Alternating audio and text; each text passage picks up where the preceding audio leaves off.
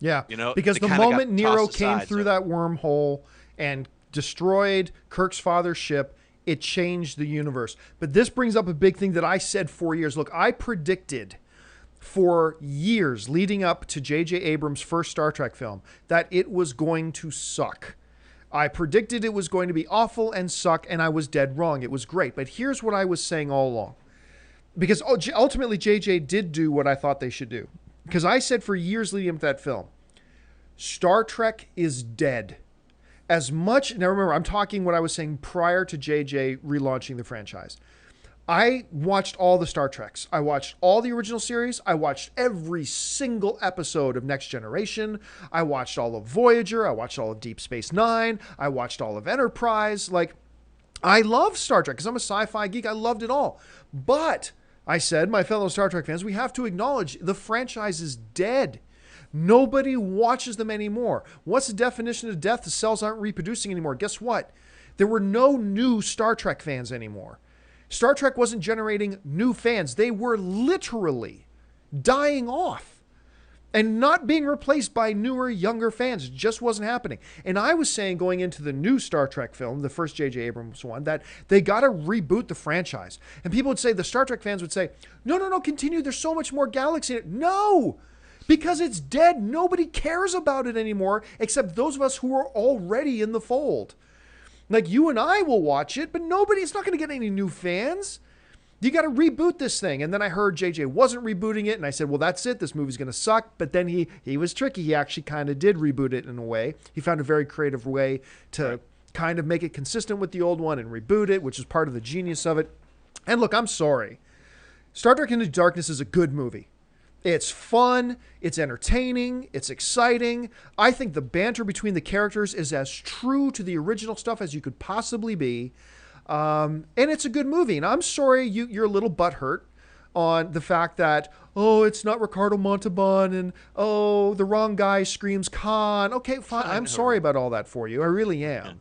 Yeah. But put your prejudice aside. It's a good movie. And if you don't like it, like Dennis was saying, if you don't like it because you didn't like certain story elements and you don't like this and you don't like this, fine, that's cool because, that's film. It's all subjective. That's great. But, don't just be one of these people who's like, I didn't do what I thought it should have done. Khan should have been this, and therefore I don't like it. Yeah, then you're just letting your own prejudice get in the way of your own enjoyment. And guess what? Star Trek right now is way more popular than it was 5 years ago. Because 5 years ago, it was dead.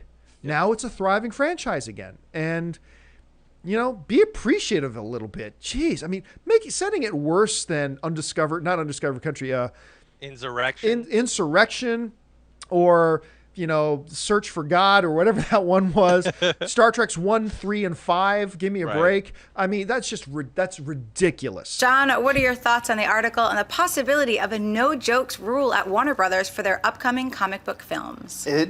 It's bad. Yeah. It's bad. Not everything can be Batman. How can you do a Flash movie? Not that we know that they're doing a Flash movie. How can you possibly do a Flash movie and say, no jokes? You can't, unless you're going to completely undermine the character of who the Flash is. Showing what appears to be the Gotham City jail. John, buy or sell these new images? I sell them, and I'm not selling them because of the images themselves. Look, I understand, I am as excited about Batman versus Superman as anybody. But when I get online and I see thousands upon thousands of social media interactions and tweets and comments on a picture with a sign that just says Gotham City Jail. It's a doorway. It's a doorway. Relax, everybody. Seriously, I jumped online this morning and all these messages coming at me. I thought for some reason we were going to see Ben Affleck with a resurrected Heath Ledger holding the Joker by the throat saying, did you see this production still? It's a doorway, everybody. Relax. So just because of the hoopla surrounding this, I'm going to sell it. Have opened these new things called AMC Prime. And what AMC Prime is there a new type of theater within existing AMC theaters where they put in all new seats, but not just new seats, like there's technology in the seats, tons of legroom, just a fully immersive sound environment, a fully immersive film environment. It's fantastic. Now, all the seats are these leather recliners, right? That both the leg rest and the back are completely motorized and they fully recline. You can see in this picture how wide these seats are, how much leg room you have in front. Like, you can have an entire row of people completely with their legs extended and people can still walk back and forth in the aisles, no problem. And they've got look, I'm not going to pretend like I understand the technology here because I don't, but there's some kind of subwoofers or whatever built into each individual seat. So like when a Tyrannosaurus Rex roars on the screen, your seat will vibrate. When, the pilot is flying around his space fighter and there's an explosion beside him, you'll feel the vibrations in the seat. And I remember at first thinking that sounds kind of gimmicky. But I actually went to go watch Captain America: The Winter Soldier for my third screening, I guess, of it at the AMC Prime. It was my first time going to an AMC Prime. And I went into that theater and I got to tell you, it was one of the most wonderful film viewing experiences I've ever had. I became a big fan of AMC Prime. And, obviously take what I'm saying. I encourage you, take what I'm saying with a grain of salt since I get paid by AMC. So please take that in consideration. But I am honestly telling you, it was one of the best, just film going experiences I've ever had. It was great. If you have an AMC Prime theater close to you, I personally recommend it. Be looking around saying, John, you're normally alone doing the show. Why are you doing the show alone? I'll tell you why I'm doing the show alone. Because I'm John freaking Campea, damn it. I don't need anybody. The reality is Chris Lee's car broke down and I'm actually quite lonely and alone. Yeah, Chris Lee was supposed to be here, but she called me about an hour ago and she's having car problems. So it's left it to me all on my lonesome, and I'm kind of scared and nervous to do this by myself. But I'm with friends. I'm with dear, close, personal friends. My question is about Box Office Mojo. I've loved this site since 1999, and I can't believe that Amazon and IMDb just shut it down. That's horrible. What's your reaction to this shutdown, and did you also use this site in the past? Thanks, and keep up the great work. Okay, I'm going to give you a bit of a warning. I'm about to go on a bit of a rant, so buckle your seatbelts. All right, so I do use Box Office Mojo quite a bit. It's an incredibly useful and versatile website for information. If you're a film fan, like you're really into movies, it's a site you should be visiting on a fairly regular basis. It's great. Now, what happened is around Thursday or Friday, when you went to www.boxofficemojo.com, it redirected you to the box office listings at IMDb. Now, IMDb owns Box Office Mojo, but it was being redirected to the box office page there. And on the IMDb page, it still had the link right there saying, check out full box office results at boxofficemojo.com. And it just put you into it took you to the Twitter page, to the Box Office Mojo Twitter page. So, but redirects in the world of internet and all that kind of stuff are not unusual. It happens sometimes. So this brings me to a rant that I go on once in a while that really makes me upset. And it's this whole notion about the internet movie sphere right now is a joke. It's degrading at a rapid pace. There are no standards, and the quality is dipping insanely. 1 year ago, I probably had about 16 websites that I would read on a daily basis. That I was a big fan of and I loved. But so many of the sites these days in the online movie world have become nothing about false rumor mongering, BuzzFeed-style top 5 lists, and just a whole bunch of nonsense, having absolutely no journalistic integrity or standards or what makes something a story, what doesn't. That there are still some great sites out there, but now that list of 15, 16, 17 sites, I realized this week I've now whittled down to about 6 sites that I read that I believe have any integrity at all anymore. They just run with rumors, and then another site who sees one site run with rumors, they run it as a headline now. I remember recently one of my favorite websites that was one of those top 15 or 16. We talked about the Indiana Jones 5 thing. Remember when in an interview with the DP, the article in Variety, just as a footnote said, and the next movie he's going to be working on is Indiana Jones 5. He didn't say it. The studio didn't say it. Nobody say it. It's just buried in this Variety magazine. And then this movie website that used to be one of my favorite ran this headline: Indiana Jones 5 is happening. It's like you just misled your readers. It was completely false. You based it on nothing. And it's infuriating to me that's because I love the online movie sphere. I've been involved with it since 2003. I love this space. And it infuriates me when I see sites, we're a joke. We're becoming a joke. The whole online movie world is becoming a frantic joke. I remember when the online movie blogs started to emerge. places like Variety and the Hollywood Reporter and things like that, established traditional media, were sending out warnings saying, hey, if these movie blogs and movie sites become big, you're going to see the end of any type of integrity, any type of journalistic standards. They're all going to become just free-rolling jokes. And we all stood back and said, because I was one of those free-rolling jokes, we all stood back and said, no, you'll see, as we take over the internet, and as the internet movement takes over the movie space and movie journals and stuff like that, you'll see that we'll be as good or better than the traditional media outlets happened. Well, what happened? The traditional media outlets were right. We're a joke at this point. Like, we just run whatever nonsense is on our heads right now, and then every other site runs those headlines too. Now let's get back to boxofficemojo.com. So one of the few remaining bastions of real quality and integrity that I still read on a daily basis is the website The Wrap. Terrific track record. Certainly, like anybody else, they make mistakes here and there, absolutely. But terrific track record, great standards over there, great writing, great reporting. I enjoy it very, very much. But the boxofficemojo.com redirects to IMDb for a day, and The Wrap runs a headline. Now, the reason a lot of people are thinking that Box Office Mojo shut down is because The Wrap, a reputable, high-standard site, runs this headline, Box Office Mojo has been observed in IMDb. And they write in their article that Box Office Mojo has been, these are their words, shut down. But they based it on nothing.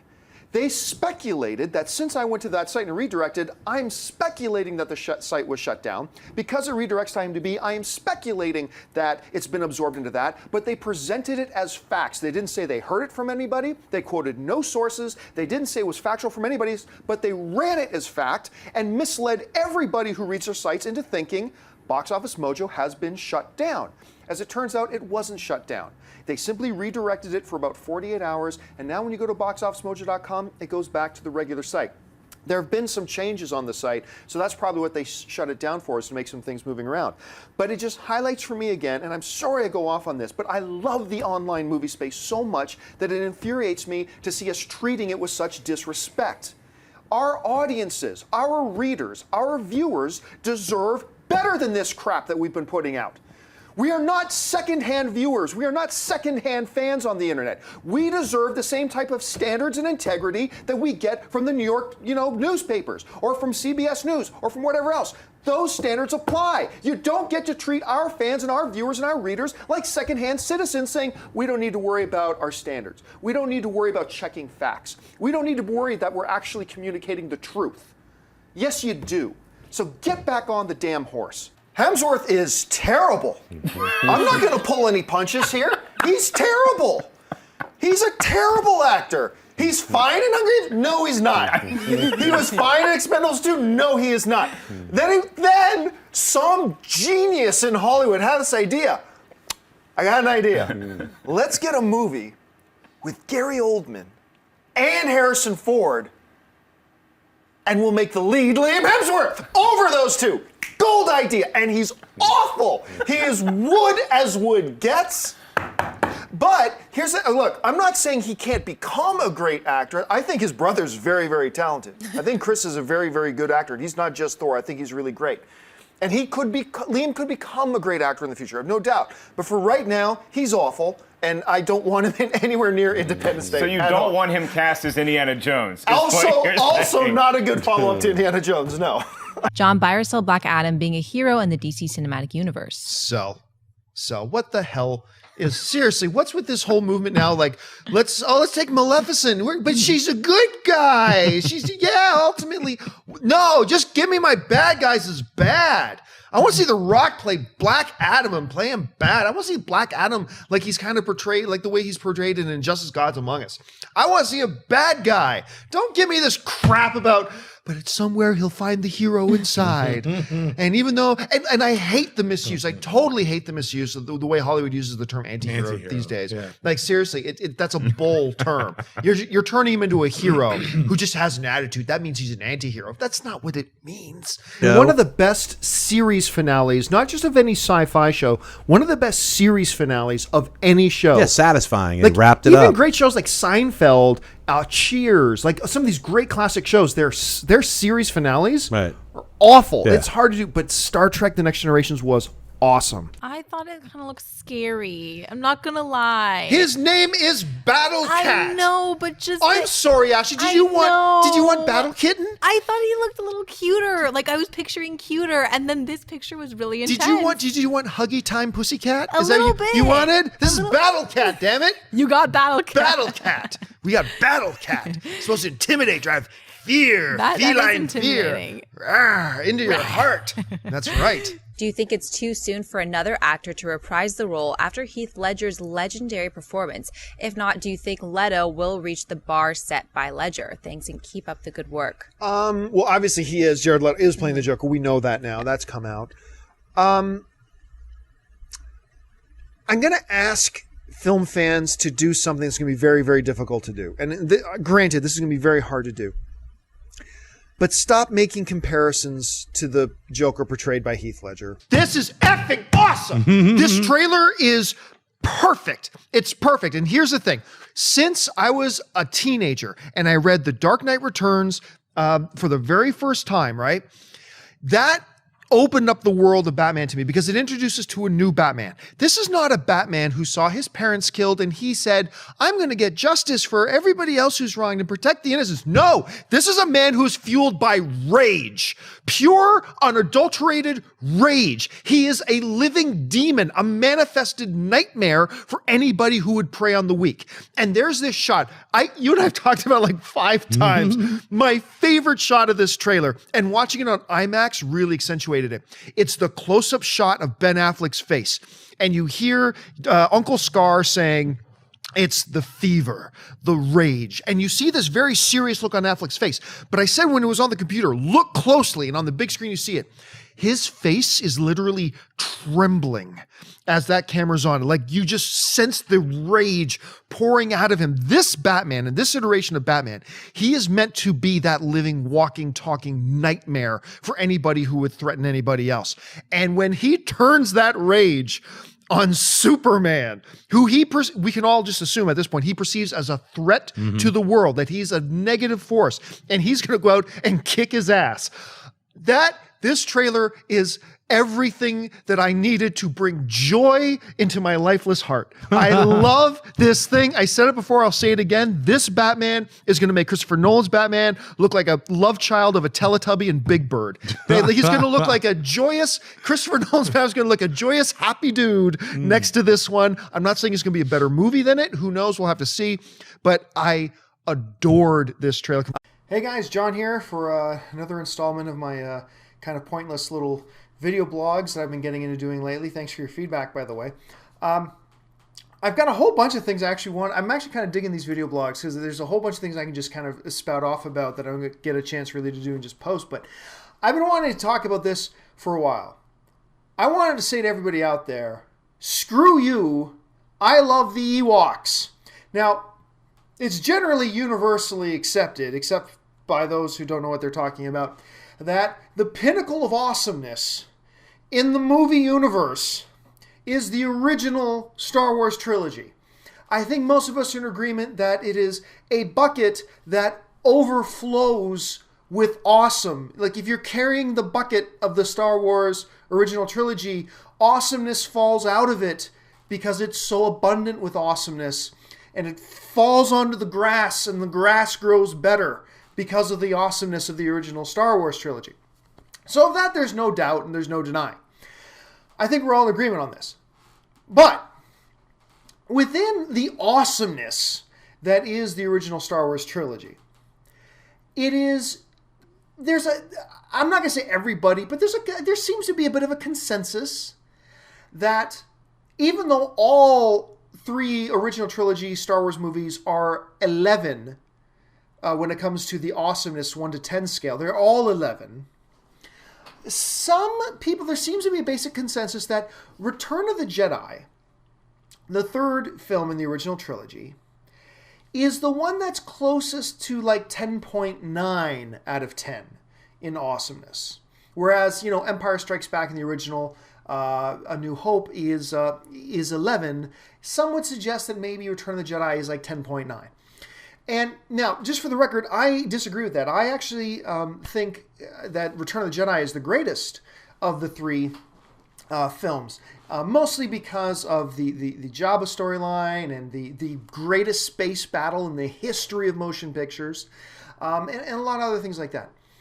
But one of the things that when you really push people on it as to why they don't think Return of the Jedi is an 11 in awesomeness like Empire Strikes Back, A New Hope, they will often point to the Ewoks. And there seems to be a general consensus out there that some people say that the Ewoks was the beginning. It was the foreshadowing of the fall of the Star Wars franchise. And I disagree. Now, I will say I see why people might make that leap. Because out of anything in the original Star Wars trilogy, the things that most closely resemble like Jar Jar Binks is the Ewoks. I'll give it that. They're cute. Which is, clearly what, George Lucas was trying to go for with the Gungans and Jar Jar and stuff like that. And so I can see why somebody might make that leap, but I still think it's a leap and I still think it's not true. And here's why. When Lucas was originally, a lot of people know this already, when Lucas was originally planning like this whole Endor thing, he was originally going to have them be Wookiees. But he decided against that and all that kind of stuff. The basic idea, which I think was brilliant in Star Wars, everything in Star Wars is technology. Everything is technology. And one of the things that Lucas always said he wanted to do with Return of the Jedi was set up a juxtaposition of technology versus nature. The advanced world versus the natural world. And the Wookiees simply couldn't fit that bill. Because, they are technologically advanced. They may live in trees, but they're still technologically advanced. They can fix starships, for heaven's sakes. And I loved that Lucas wanted to bring that element of the advanced world versus the natural world into it. It is also very consistent with Imperial philosophy. As we knew from A New Hope, and holy crap, I'm starting to sound like a geek here, but as we know from A New Hope, the Emperor and the Empire never considered small threats to be a problem, and they wouldn't even pay them any attention. That's why the Death Star's defenses were not set up to repel small fighter attacks. That's mentioned in the original movie. And I think it goes perfectly with the fact that, in Return of the Jedi, the Empire sets up this base on this forest moon, and they don't even bother to give any consideration to the natural inhabitants, in this case, the Ewoks. And they're just not even a second thought. They don't even consider them in the least. And I like the fact that the movie takes advantage of that. And I like that it sets up the natural world, the simple versus the advanced. And I think that's really a beautiful thing. Now, some people will say, and I understand this, will say that, well, it's kind of ridiculous to think a bunch of these, little spear-touting warriors are going to fight armed military soldiers. Okay, I kind of get that, but at the same time, we never seem to have a problem with that when we talk about zombie movies. Really, when you think about it, zombie movies are the most ridiculous expression of that. What are you saying? All you gotta do is shoot a zombie in the head and they're dead? Give me an automatic weapon and I'll take out 1,000 zombies by myself. But we don't seem to have a problem with that when it's the simple, the base nature versus technology and advanced. Like when it comes to zombies, we have no problem with that. But for some reason, we want to have a problem with it when it comes to the Ewoks. And remember, the Ewoks weren't just doing it alone in a natural way. They were also fighting with the rebels and all that kind of stuff too. The Ewoks are also not just a cutesy Care Bear sort of thing. Remember, these little guys kill. They were going to murder Luke Skywalker and Han Solo and feast on their flesh. They were going to kill them and feast on their flesh. At the end, in the big celebration, dun dun do do do do do. I'm talking about the original score, not the one they changed for the updated version of Return of the Jedi. But here, the Ewok celebration. What do? They've got the heads of their enemies. The stormtrooper helmets. They got their heads of their enemies that they're pounding on like bongo drums. These are savage little sons of bitches. These dudes will fuck you up, and then eat you. They'll eat you after they fuck you up. Anyway, so, and yes, there is certainly a cute element to it, but I personally thought it fit in really well with the whole Star Wars universe. Philosophically, I thought it fit in. I thought there were some nice smiles in, I didn't want Return of the Jedi. Empire Strikes Back is perfect. But I didn't want Return of the Jedi to be as heavy as Empire Strikes Back. And I thought the Ewoks were a great balance to that. I thought they were a great plot device that added to the overall thing. I thought they were what Lucas wanted in that, juxtaposing the natural world versus the advanced technological world. And for those reasons and so many more, I love the Ewoks. Screw you. I love the Ewoks. And I'm sure some of you have some different opinions, and that's all cool. We get to share our love of Star Wars. But anyway, if you've got any thoughts, share them in the comment section below. Tell me why you disagree with me. If you disagree, that's cool.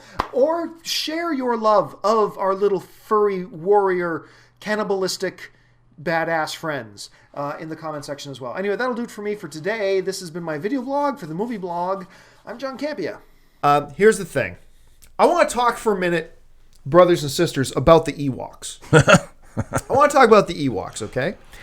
And really, I'm almost verbatim here, just going to be repeating something that I said on a video blog I did about 4 years ago. But I want to reiterate it here because I've heard this come up a couple more times. And so I just want to set the record straight here on the Ewoks.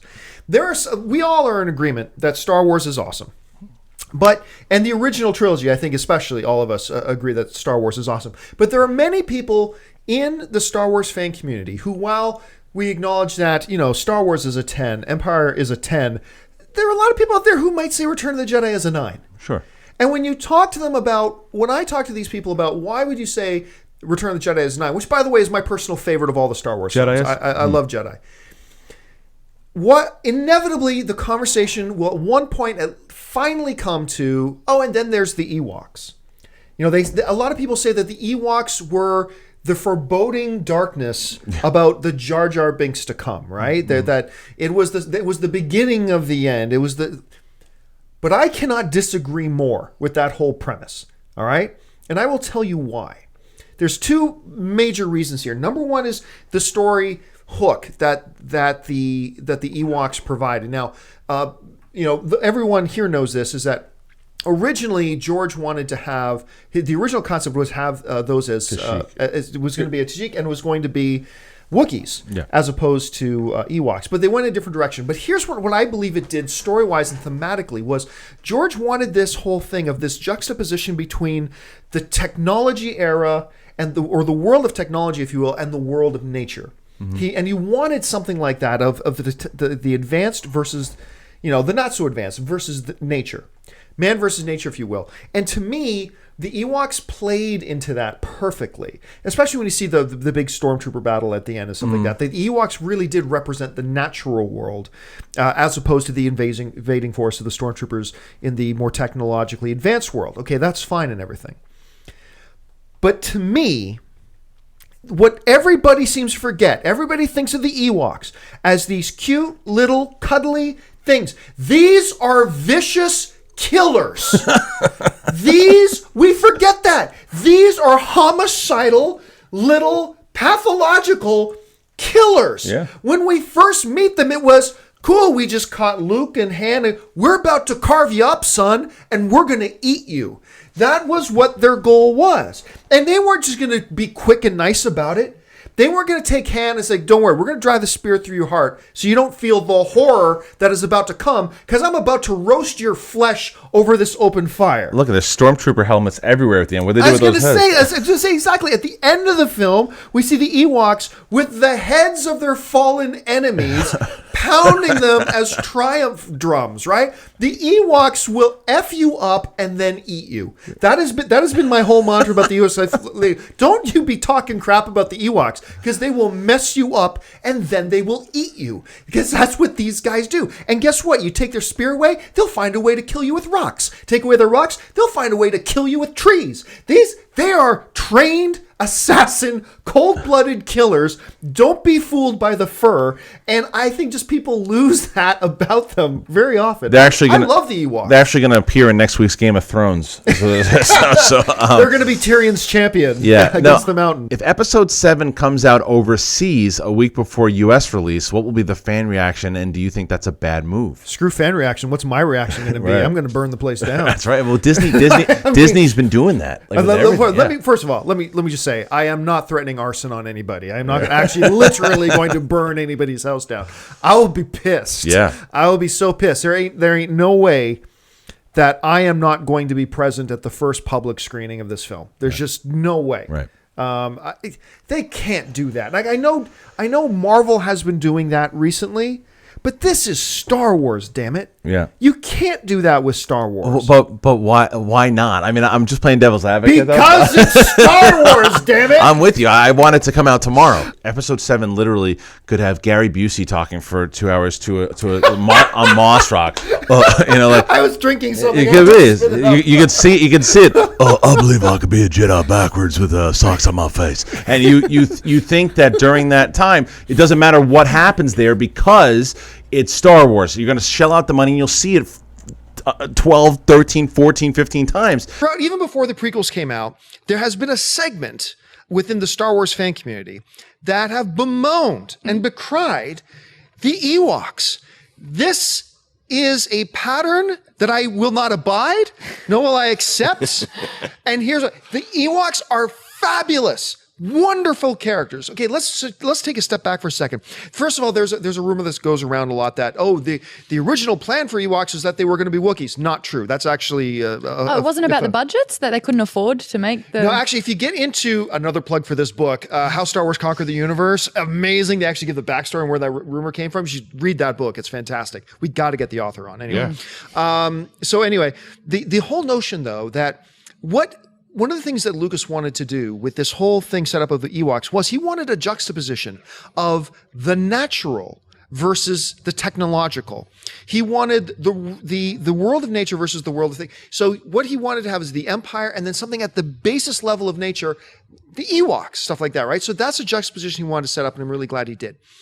But a lot of people, what they do is they get fooled, deceived even, by look at these cuddly little cute little creatures, and Wicket, cha-cha, oh, he's so cute. Oh, he's so sweet. These are killers. These are hunters who will kill you. Let's not forget, at the end of Return of the Jedi, these guys are playing the severed heads of their fallen enemies as bongo drums, okay? They will hunt you down, and then once they hunt you, if they don't kill you right away, they will feast on your flesh. They will eat you.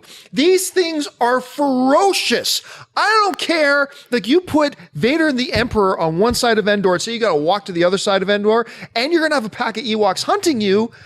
I still like their chances, but it's going to be a run for their money. The Ewoks represent all of that to me. Yes, there was a cute side, but that cuteness hid that viciousness, that lethalness that I think just went over a lot of people's heads and ignore. So, in conclusion, council members, screw you.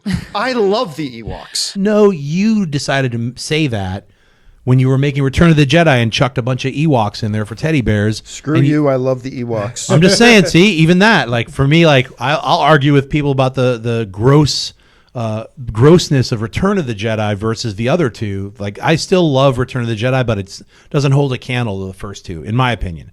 But let me take the liberty here of going on a little bit of a rant. I said playfully, because I have a video on YouTube I made a few years ago titled, Screw You, I Love the Ewoks. Let me take a moment here to go into your emails. Let me enlighten you unwashed masses in my office here. Yeah. Unwashed masses. I will forever hate the Ewoks, but please rant. Right, so here we go. Now, a lot of people will tell me the Ewoks were just some childish thing. And by the way, Return of the Jedi is my number one of the Star Wars trilogy. All right, you're already wrong, but go on. My 3 all-time favorite sci-fi films. Number 3, Star Wars: A New Hope. Then number 2 is Star Wars: Empire Strikes Back. My number 1 is Star Wars: Return of the Jedi. And a lot of people say the Ewoks are just childish and put in there for this and that. And you may have other reasons why you don't like them, and that's cool. But here's my argument against that. When Lucas was originally looking at having this creature, the Ewoks, what he was trying to do was create this juxtaposition of the natural, the world of nature, the natural world, versus the world of technology. And the original idea was to have the Ewoks actually be Kashyyyk and have it be the Wookiees. He decided to go into another direction because Wookiees, he understood, were also supposed to be quite technologically savvy. And let's not forget Life Day. That's another reason why the other reason they didn't use the Wookiees is because they already ruined it with the holiday special. If you have not seen the Star Wars holiday special, dear heavens. Anyway, so he used the Ewoks to create this juxtaposition of the natural world versus the world of technology. But lest you think that the Ewoks are some cute, cuddly little band of Care Bears in the forest moon of Endor, keep this in mind. These are savage, flesh-eating murderers who will, number 1, track you, number 2, kill you, number 3, decapitate you, then use your heads as bongo drums in their victory celebration, and then will cook and consume your flesh. That is what the Ewoks are. These cute little fuzzy... These are little savage warriors who will cook you alive as you scream out in the forest night as your flesh burns from your bones. Cut off your head, bang them in a dance, and then eat your flesh. These are the cute little childish Ewoks. These things are nightmares. I love the Ewoks, these little brutal savages. I remember reflecting back on 12 Years a Slave, and you start hearing, if you're going to play a Sith, you got to be able to carry a vicious screen presence and be able to exude power. Watch some of Lupita's scenes in 12 Years a Slave. Tell me she would not be a terrifying Sith. Because when she steps on screen, she owns the screen when she gets on the screen, right? And she can project power. And I would love that rumor to be true if she came out and was like a Sith. That would be You're like so jumping out of your awesome. seat. I'm super excited. I'm just trying to picture her walking around a corner, pulling off a hood, 2 lightsabers in her hand. I crap myself right on the spot. Hey guys, John here, the Movie Blog. This is my quick review of Transformers 2. I know a lot of you are going to go out to see it tonight, so I'm going to tell you my thoughts about it. It's no secret around the Movie Blog that I freaking love the Transformers. I love the Transformers. It is, besides the Star Wars prequels, it is the single most anticipated movie of my life when the first Transformers movie was coming out. And I loved the first Transformers movie. I've never denied the weaknesses of the film, but I've also never hid the fact that I absolutely loved the first Transformers. It was everything a big summer blockbuster should be. So obviously, I've very much been looking forward to Transformers 2, the follow-up, the sequel, and I went to go see it. And I can say this, a friend of mine from Europe sent me an email after seeing it, because they got to see it before us, and they said, it's more spectacular than the first one, but not as good. And I thought, how is that possible? Turns out he was absolutely right. Okay, look, let me start with some of the good things. Everything the Transformers fans wanted from the first one, they got in the second one. They wanted more screen time for the Autobots and Decepticons. This movie delivers that. A lot more screen time for the Autobots and Decepticons, including more dialogue between the Transformers. Especially, there's a really good key scene between Megatron and Starscream, have this little squabbling conversation that we were all wanting to see in the first one. They absolutely did that. The action is bigger and more intense and insane than the first one. You see a clip, a brief shot of it in the trailer. There's a great fight scene between Optimus Prime and 3 Decepticons in the forest. I mean, but that's just one of... There are some big, grand, awesome action sequences and some very, very cool stuff. The effects are even better than they were in the first one. I didn't know how the second Transformers was going to possibly top the first one as far as pure beauty of the visual effects and making everything look so real. But Transformers 2... figured out a way to do it. I mean, it's so awe-inspiring to look at. It's just gorgeous.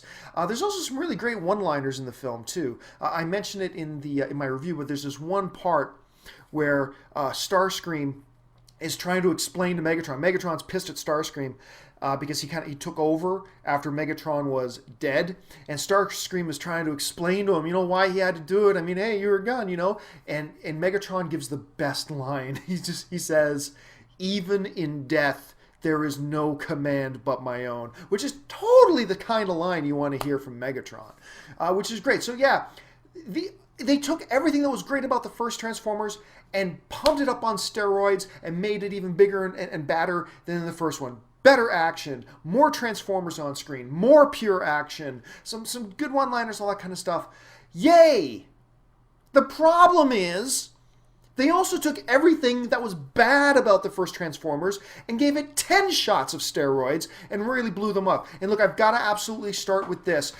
What for me will always scar Transformers 2 in my head are the new Autobot characters, the twins.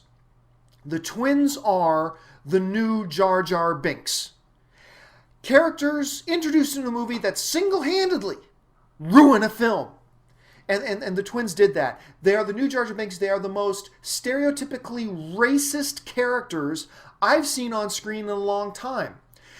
You know, I was trying to explain the twins to somebody, and basically it's this. The twins are two hood niggas that talk ridiculous jive, are illiterate, and I'm not making that up. They actually reveal that in the movie. They're illiterate. They can't even read.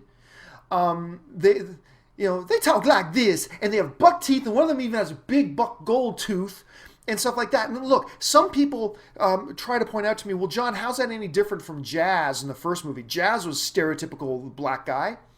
Yeah, but I don't have a problem with stereotypes in and of themselves. Look, you want to show an Italian in a movie? I'm Italian, by the way. You want to show an Italian in a movie eating spaghetti and meatballs?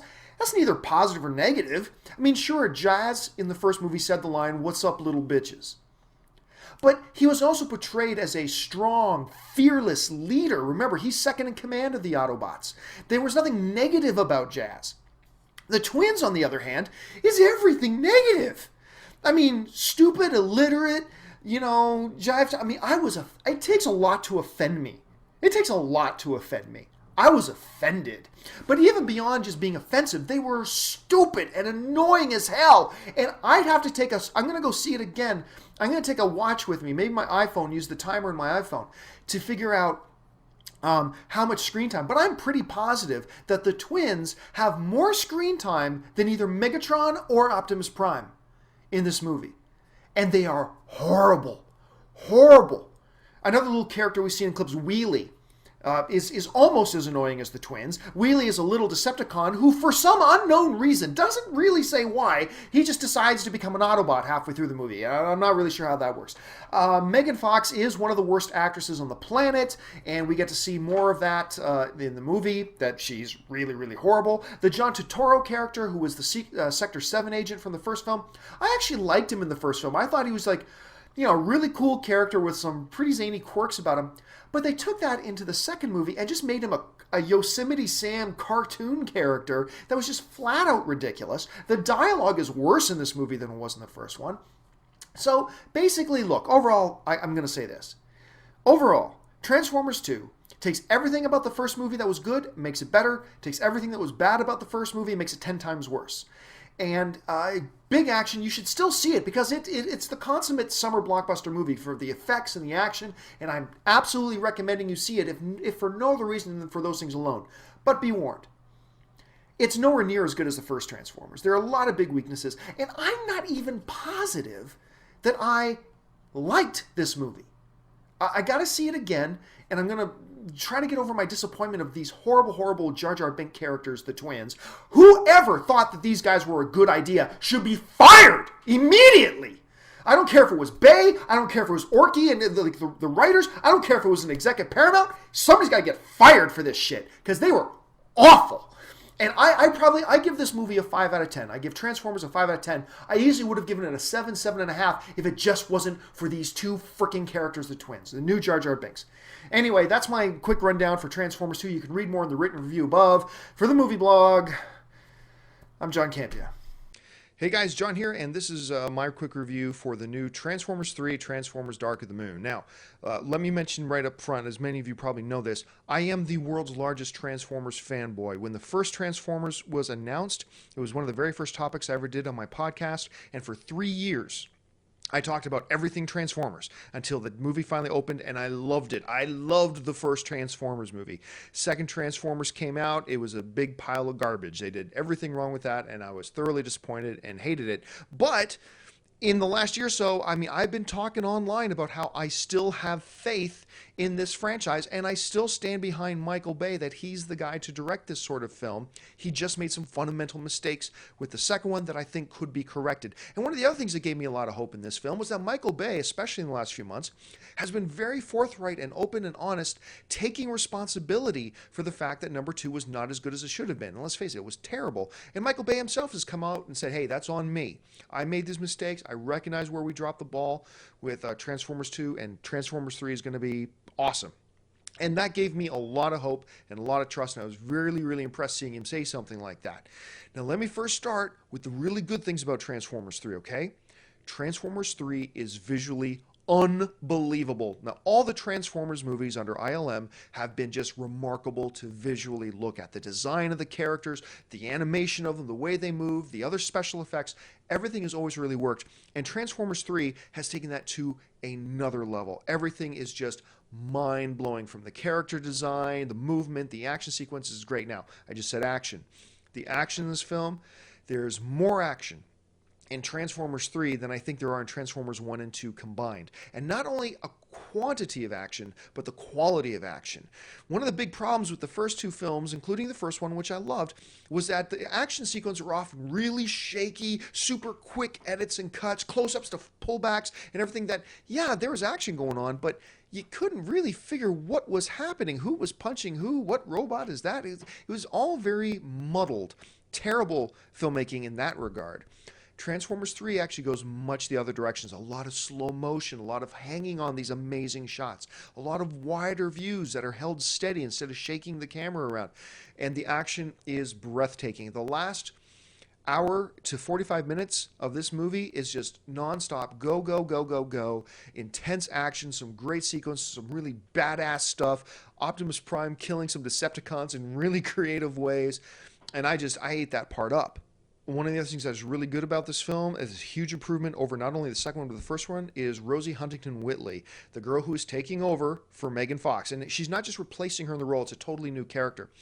And although Rosie is a Victoria's Secret model by trade and not an actress, she is a 10 times better actress than Megan Fox ever was, and almost as good looking. Shia LaBeouf, too, is somebody who I've always thought has been very strong in the movies. I mean, even in the horrible second one, I thought he was really good in it. He's got this great timing, and I think Sam Witwicky is a really great, funny, quick-witted character who says some really funny things at very, very good times. And this movie, we've seen that he's grown up. He's not the same kid that we saw in the first one. He is more mature. He is an adult now, but he still has those great characteristics. And again, I thought Shia was fantastic in the film. One of the other cool things is that one of the main characters in the film that we see in the trailer is Sentinel Prime. He's the big Autobot sitting in the throne-like chair, the captain's chair, on the crashed ship on the moon. And he's voiced by Leonard Nimoy, who's, of course, Spock from Star Trek, who also voiced Galvatron in the original animated cartoon. So that was really cool hearing his voice in there as well. It was also really neat seeing the amount of really cool actors in it. On top of the regular cast, and Shia's mom and dad return, who I've always loved in these films.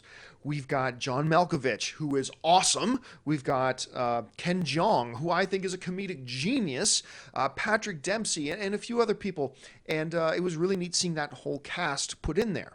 However, although all these good things that I just said about the Transformers are true, this is still a bad movie. This is a bad movie with massive, massive plot holes, horrible, horrible dialogue in most cases, and it carried on one of the key mistakes of Transformers 2.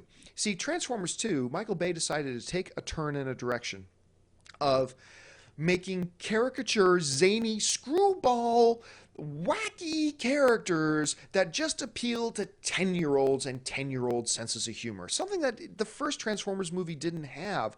And really, neither did the cartoon. I mean, if you take away Grimlock or Wheelie, that first season of the Transformers cartoon was actually kind of self-important. And that was never there. But that was a huge mistake in Transformers 2 with a leg-humping robot, a robot with giant testicles, the moronic and racist, frankly, twin characters. I mean, all these sorts of things that were just introduced, it just changed the vibe of Transformers entirely. And I hated it. And most people hated it. And when we come into Transformers 3, Michael Bay corrected a lot of mistakes. Better visual effects, more action, more Optimus Prime, less shaky camera so we can see the action. He corrected all these things. But he still carried over this ridiculous character, zany screwball mentality that we need to appeal to the kiddies and the little Jimmies.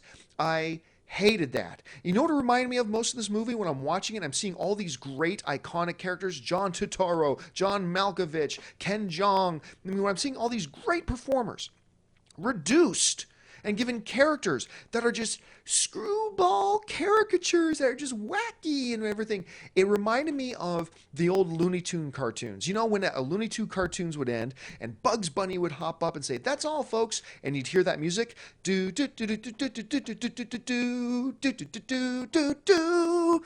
That's what you'd hear, right?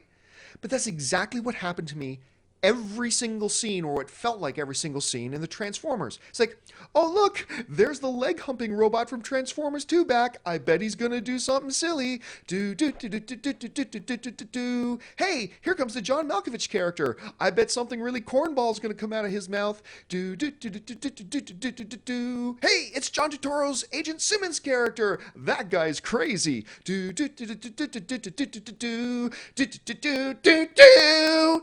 It was stupid. It was ridiculous, and it ruined the entire film for me. Don't get me wrong, everything I said about the first part of this review is true. Great action, great visual effects, more of the Transformers, all this kind of stuff, and a better starting plot than maybe either of the first two Transformers films. This is a better movie than Transformers 2, but that ain't saying much, because Transformers 2 was a terrible pile of shit. This movie could have been great.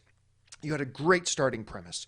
You have great visual effects. You invested more into action and made sure we could see it this time. But you still fell back to do do do do do do do do do do do do. And I am beside myself with befuddlement of how any online film critic is talking positively about this film. I am the biggest Transformers fanboy in the world, and if Michael Bay announced tomorrow that he was going to do another one, guess what? I would buy the tickets, and I would be the first in line, still believing that Michael Bay can do it. But he didn't do it with Transformers 3. It's great visually, great action. If you're going to go see it, and I do recommend you go see it, do yourself a favor. Show up an hour late, as long as you can still get seats, and then you'll save yourself a bunch of headache. Overall, I'm forced to give Transformers 3, Transformers Dark of the Moon, nothing better than a 4.5 out of 10. There are some things worth watching, but overall, it's just a bad film. Huge continuity errors, big, massive plot holes that they just pretend. Like, I'm sorry, at some point in the film, Sam Witwicky says, they don't have any means of leaving the planet, when like a half hour earlier, we saw the Autobots fly to the moon in a ship, and now they don't have a ship that can have them leave the planet? Anyway. That's my review for Transformers 3. Let me know your thoughts, and especially comment after you've seen the film, or comment now. It doesn't matter to me. I'm John Campea. I'm going to tell you right, I'm upset by this news. Because I grew up as a fanatical Transformers fan. I could never bring a girl into my room. Because what I would do is, not only would I buy all the toys. You would not touch her parts. Her nasty Not bits. only did I buy all the toys, but what I do is, once I bought the toy, on the back of every Transformers box was a power grid showing what they were good at, what their speed, firepower, leadership, endurance, all the strength. So I would cut those out. I would cut out the picture from the front, and I would put the picture with the power bar up on my bedroom wall. My entire wall was filled. And this is when he was 18, ladies and gentlemen. No. So finally, his wife asked him to stop. Can you take that down? What killed my initial love of Transformers, what made me give up on it, was Transformers the Animated Movie came out. Now, here's a bit of a history lesson. Some of you already know what I'm talking about. Oh, the animated. Orson Welles. The animated film came out, and what they did was Hasbro had decided that we're not selling enough toys anymore. So what they did, in the first 7 minutes of the film, they killed every single Transformer. Yeah, they killed them all, including Optimus Prime. Smashed to bits. His They heart said, pulled hey out. kids, I don't remember the animated we know movie. you've spent years supporting our brand and loving our cartoon. Well, we're just gonna crap all over you and kill them all. Quite violently, too. Violently and not suggested. No, I mean, they smashed. they made sure you Dead. saw them die. And then within 5 minutes, now kids, here are all the new Cut to John Transformers. Campea. What do you think about the rumors of bats versus soups taking place a decade after The Dark Knight Rises? No. Here we go, rant. Look, I'm gonna say this short. I'm gonna keep this short. I'm gonna say as calm as I can. The Dark Knight Rises doesn't exist anymore. That whole universe is gone. None of this. Oh, but I read somewhere. Lies. Lies. The new Batman film, the new Superman, this new DC universe has nothing to do with the Christopher Nolan universe. Let it sink in. Let the truth wash over you and soothe your ego-bruised soul. Okay? It's done. So no. No, there is no connection to the old Batman films. The Dark Knight trilogy by Christopher Nolan or the original Star Wars trilogy? Let the debate begin. Wow, this is one of those things in politics that they call handing you the knife, because no answer you give is going to keep you from getting murdered. So let me, but I never care about saying what's popular. I'm always just going to tell you what I actually think. Everybody knows I had issues with The Dark Knight Rises, but I still like the film. I still like The Dark Knight Rises. The Dark Knight, the second film of the trilogy, is awesome. Batman Begins is awesome. Overall, it's a great trilogy. But come on. Star Wars is the trilogy. When people say just the word trilogy, the first thing that comes to mind is Star Wars, the original trilogy. And if you want to look at influence, look, the Batman films were great, but they haven't changed the way films are made. They haven't even changed the way its own genre was made, because, you know, Marvel came out with Avengers, just did it the comic book way as opposed to changing the way they did things because of the success of The Dark Knight. Star Wars, in almost every facet of filmmaking, changed the way Hollywood worked. It changed the way films were made. It changed the whole sci-fi genre. It is impervious to criticism. It stands the test of time. It is the trilogy. And to be honest, as much as I love the Dark Knight trilogy, because it's great, I don't even know if I'd put it in the top 5 trilogies of all time. Because in my top 5, I'd have number 1 Star Wars, the original trilogy, and then in no particular order, The Godfather, the Indiana Jones, Toy Story, and there was one other one I had, and I forget off the top of my head which one it was. So I'm not even positive I'd have the Dark Knight one in my top 5, but that's no insult, because those trilogies are amazing, and so is The Dark Knight. But yeah, for me, I put Star Wars, the original, over the Dark Knight trilogy. I don't know if I mentioned Lord of the Rings. Lord of the Rings would be the other trilogy. Obviously, Right. that's in the top of all 3 films nominated for Best Picture. I mean, that's just the way it is. So on that, send in the hate. As a result, Lawrence has just announced that instead of the traditional blue body paint, she'll be wearing a full blue body suit for X-Men Days of Future Past. She says it will cut out time and blisters. John, buy or sell Lawrence wearing a bodysuit. I completely sell this. I sell this for a couple of reasons. Number one, it's tradition. The mystique is the body paint. That's part of the sexiness of the outfit. That's part of who the character is. But the other thing is this. Oh, I'm sorry. Do you get blisters? You're getting paid how much to do this movie? $4 million? $4 million? Pierce your freaking tongue for $4 million. I'm sorry, you're not going to get any sympathy out of me. Look, I love Jennifer Lawrence. I do. You're going to get no sympathy for me for next. Oh, I got a rash. You also got a $4 million paycheck. So I sell this. Sorry. The worst one I ever took somebody on a date on has to be one of the only films that I ever walked out on, because let's face it, I'm a firm believer that a movie is a perfect first date. Okay, so let me go off on a rabbit trail here just for a second. So a lot of people say, oh, a movie's a terrible first date. You're not talking to each other, blah, blah, blah. No. You're looking at it all wrong. And trust me, I was a player. What happens, the reason a movie's a great first date is because a lot of people make this big mistake. They would meet for drinks and then go to a movie. Wrong.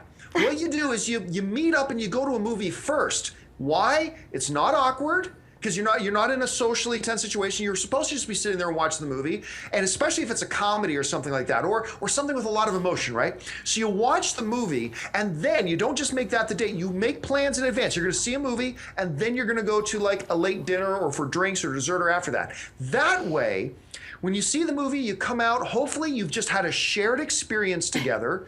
You have a point of conversation that you can begin talking about because you just had that shared experience watching a movie, especially if it's a really impactful one, whether it's funny or sad or whatever. And then you can go out to dinner and sit around and you got a great point of reference to start from. I think it's a great way to start a date. However, I made the mistake of taking somebody to go see The Ringer with Johnny Knoxville. Oh. And it is one of the only 3 movies I've ever walked out on. It was so bad, which completely disrupted, the rest of the evening. Needless to say, John got no action that night. It was a bad thing. Johnny Knoxville, I hold you personally responsible. Critics don't like the big successful movies. They only like artsy films about young men coming out of the closet to their alcoholic father who just got back from World War II and is fighting a sexually transmitted disease that he got from an Asian prostitute who was abandoned by her mother at a young age and raised by lions. That's an Oscar winner. Somebody write that down. Somebody take a note of the movie I just described. That's your Oscar winner next year. Really? Really? So critics don't like popular films, and they don't like the exciting films. They don't like the fun films. And I was like, okay, that's interesting. Well, obviously then, the critics didn't like X-Men, like the first X-Men film. And the comic book film with the guy with claws coming out of his hands and magnetic powers. Surely the critics, according to Stephen Summers, the critics must have hated that, right? Turns out the first X-Men movie has an 80% critic rating on Rotten Tomatoes. 80%. Well, according to Stephen Summers, obviously, and if critics don't like the popular and fun movies and whatever, surely the critics didn't like The Dark Knight, Christopher Nolan's Dark Knight, right? Because Batman. Listen to the name, Batman. A dude who puts on a mask and runs around with his expensive toys. I'm fighting crime with a guy called the Joker. Come on, give me a break. Clearly, the critics wouldn't have liked that, right? Oh, wait. The critics gave Dark Knight a 94%. Well, yeah, but critics don't like just the fun popcorn movies, the summer kind of movies. They don't like the Avengers. 92%. Last time I checked. I haven't checked in a while. Maybe it's up 1 or 2. Maybe it's down 1 or 2. But last time I checked, 92% the critics gave the Avengers. The epitome of the fun, popcorn, exciting, just crowd-pleasing popular movie. Well, surely they didn't like Captain America 2. High 80%. Surely they didn't like Spider-Man 2. I'm going to shoot webs out of my hands. So critics would hate that crap, right? Oh, like 90% critic rating on Rotten Tomatoes.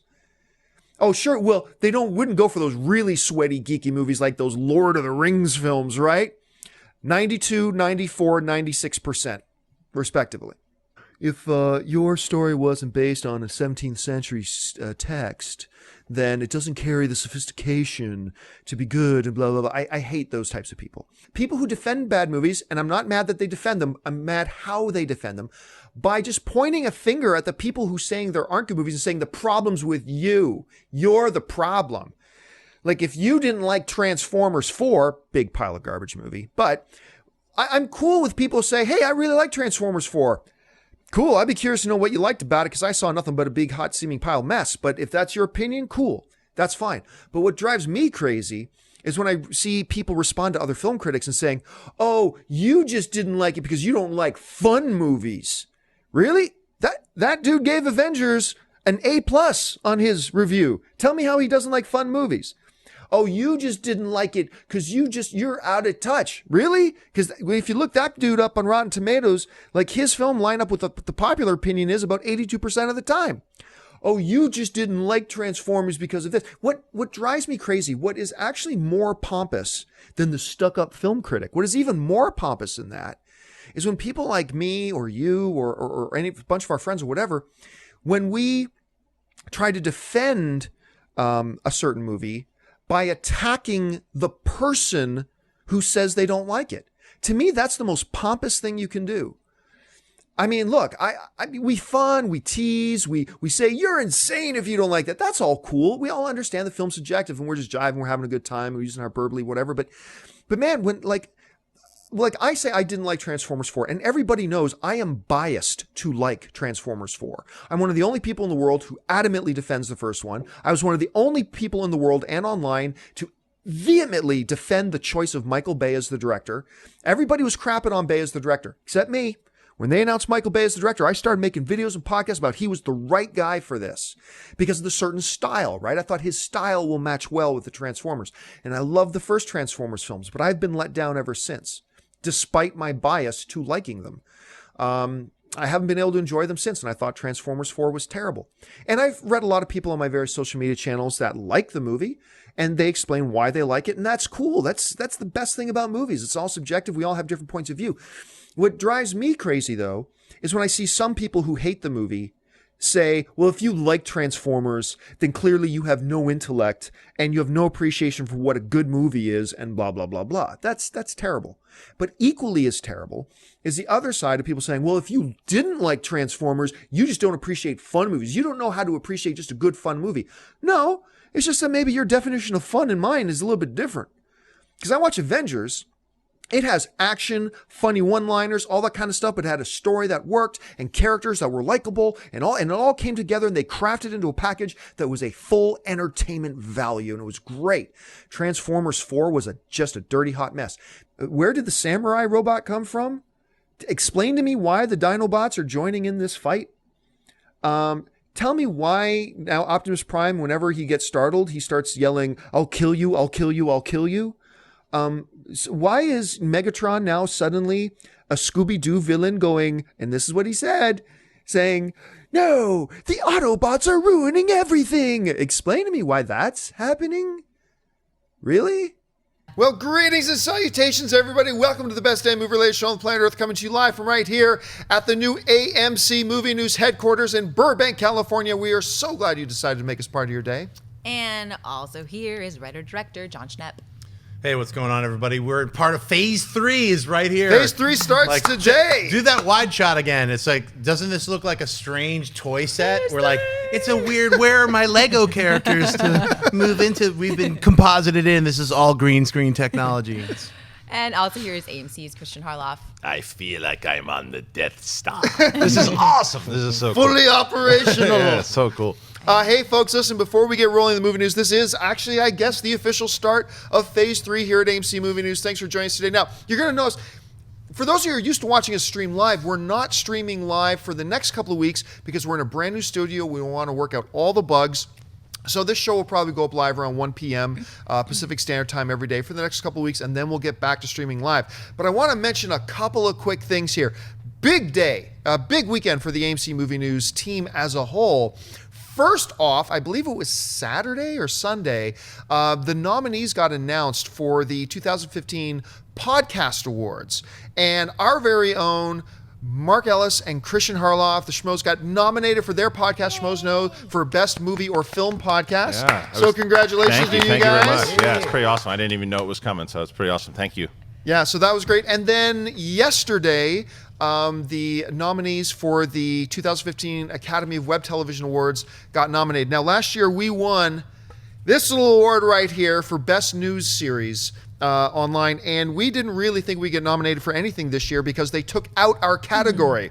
There is no Best News Series category anymore. Last year we got nominated for 2 awards, Best News Series and Best Live Host for myself, and this year we got 3 nominations, as it turns out. Biggest of all, of course, is that AMC Movie Talk, I should say, got nominated for Best Live Show Online, which we are super excited about. And then we picked up 2 other nominations, one for Best Live Host for myself for AMC Movie Talk, and Best Show Host, not live, for myself for AMC Mailbag, of course, co-hosted with me with Ashley Mova. And in that category, it's kind of cool because, first of all, Kristen Nettlepack we're up against, who's a friend of ours. She's marvelously talented. Will Wheaton we're up against, and Larry King. That's awesome. So awesome. F you, Larry King. I'm gonna start a Twitter war with Larry King. I adore Larry King. I grew up watching, so that's great. So new studio, new set, launching the show again, awards for everybody all around. We're super excited, so we're so glad that you're joining us today. What does AMC Movie News mean to you? Oh, wow. Okay, so you have to go back to how I got started with AMC Movie News. I've been doing film blogging and everything for like 10 years. And about almost 6 years ago, I was in Canada with Ann Campea, who's sitting over here somewhere. Oh, there she is. Hey, baby. And we were in Canada, and I got this phone call from this dude. From this weird guy. From this weird dude over here, saying, "Hey, my name's Justin. We at AMC, we want to start something new. You're the guy to do it for us. Do you want to come work with AMC?" And I was like, "Sure." Now that started something that we have worked at for years. In the first number of years, it was just editorial. No editorial. I mean, it was just news. It was like AMC was still so nervous about letting anybody actually say what an opinion was, which is understandable. It's a really old corporation. They're trying something new. So we didn't even comment on stuff. And then as the years went on, I still remember this was 2 Comic-Cons ago. Justin and I were in a hotel room at Comic-Con, and we finally just said, it's time.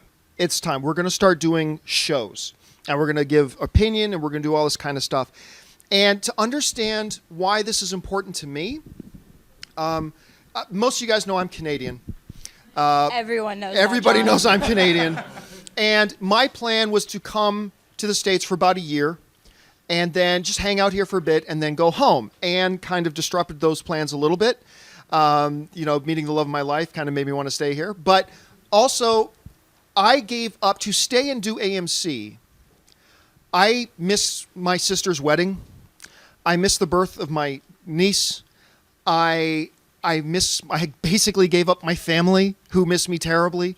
All the life I knew, the friends I had, because I really believed in the notion not just of movie talk, but of what the movies mean to us, literally as a species. As long as you go back into our history, we are a species of storytellers. Whether it's carvings on the wall or stories by the campfire, we love stories, and that's how we communicate our heritage, our culture, our ideals, our dreams, our goals, everything about them, and it's captured in movies. And as a human race, it is the one thing that we all share in common.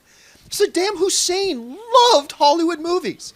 He loved The Godfather. And there's something interesting about that when you can sit down at a table in a group of people. If you want to be like Saddam Hussein, as a group of people, you can sit down with anybody that you have nothing in common with in the world, but you can talk about movies. And there's something about that I find incredibly powerful. And Schnepp's already drunk. Come on. And that's why, to me, getting to participate in engaging with film fans together with me, and I have the honor of doing it with you guys, with the most incredible team in the online world. I was going to swear. That's awesome. Woo! All right? Yeah. Folks, well, that will do it for our show today. One other little bit of housekeeping to do. Some of you may already know this already. Some of you may not. A couple of weeks ago, due to something that went down, I went to AMC and I told them that I was resigning as editor-in-chief of AMC Movie News. Now, the great guys at AMC, particularly our vice president, our CMO, asked me to give them a few days to try to come up with some new things and that we can keep talking and come up with something, come up with a resolution that would make it be so I could decide to stay. However, we talked for a week, and this past Friday, a few days ago, I officially submitted my resignation as the editor-in-chief of AMC Movie News. Now, I am not going anywhere in the immediate turn here. I have offered to stay on board for the next number of weeks to kind of ease out and create a transition here for what will be going on next at AMC Movie News. But all I want to do is let you know, it is official if you've heard the rumors that I have resigned. I love AMC Movie News, and in particular, I'm not going to go into a lot right here because I'll wait till my last day. That's weeks away. But I will say this. It has been the greatest single honor of my now going on pretty long career to work with this group of people on this particular team. And it has been a great honor to every day do stuff for the greatest online fans in the world, which has been you guys. The amount of support and encouragement, the daily emails, tweets, Facebook messages, the fan art, all this stuff that you guys send to me is just makes life worth living, man. It really does. And I'll go into more on my last day, but I just wanted to put that out there now and let you guys know that's what it is. So there's no more speculation. There's nothing like that. I am going to be doing some new things. I have a few weeks to decide what my new thing is going to be. I have a few pretty cool options, but for now, keep following me on Facebook, on Twitter at John Campea, and why not go over and subscribe to my YouTube channel too? It's at youtube.com/John Campea. So I'll keep you guys all up to date with what's going on with me later. For the next few weeks, it's business as usual. We're going to keep getting business done here, and I just wanted to thank all you guys. Adam H. writes, what has AMC Movie Talk and its fan base meant to you? Well, going into these last two questions, I should let you know where these came from. We were putting together these questions, and I didn't mention it at the beginning of the show. This is my final AMC mailbag show. And and we were putting together some questions, and I went on, as I realized, we only got room for one more question.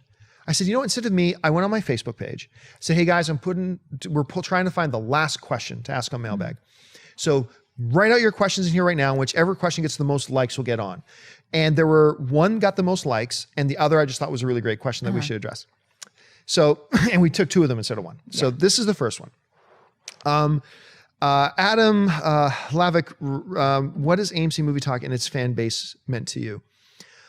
AMC Movie Talk itself, and we were talking like this because I'm still actually going to be around AMC Movie News for another week or two, but this is my last mailbag. AMC Movie Talk is a vision and a dream I had for this right from the first day that AMC reached out to me and asked me to come and put something together for them years ago.